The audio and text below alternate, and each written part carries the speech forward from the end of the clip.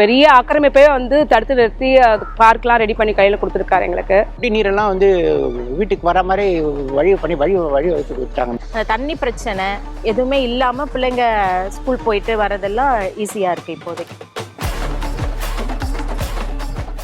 நீங்கள் வரும்போது இந்த ஏரியா எப்படி இருந்தது, இன்னைக்கு இந்த ஏரியா எப்படி மாறிடுது?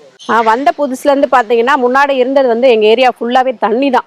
இதனால் பல பாதிப்புகள் அந்த ஒரு 40 நாள் 60 நாள் பக்கமாக வந்து அந்த வீடே மொத்த வீடுமே வந்து தண்ணியில் மூழ்கி தான் இருக்கும்.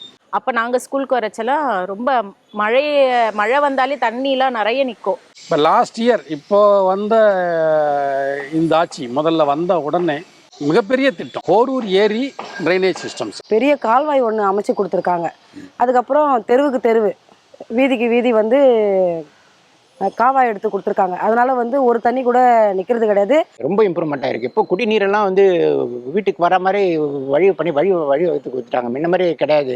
முன்ன வெறும் தண்ணி மஞ்சள் தண்ணி தான் இருக்கும் எங்கே போனாலும். எங்கள் தெருவு பார்த்தீங்கன்னா சிமெண்ட் சாலை நல்லா பண்ணி கொடுத்துருக்காரு சார்.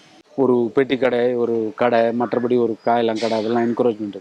அதை வந்து தொடர்ந்த கோரிக்கையால் அதை வந்து எடுத்தாங்க. இப்போ நான் இங்கே மேரேஜ் முடிச்சு வந்து தண்ணி பிரச்சனை எதுவுமே இல்லாமல் பிள்ளைங்க ஸ்கூல் போயிட்டு வரதெல்லாம் ஈஸியாக இருக்குது இப்போதைக்கு. பெரிய ஆக்கிரமிப்பே வந்து தடுத்து நிறுத்தி பார்க்லாம் ரெடி பண்ணி கையில் கொடுத்துருக்காரு எங்களுக்கு.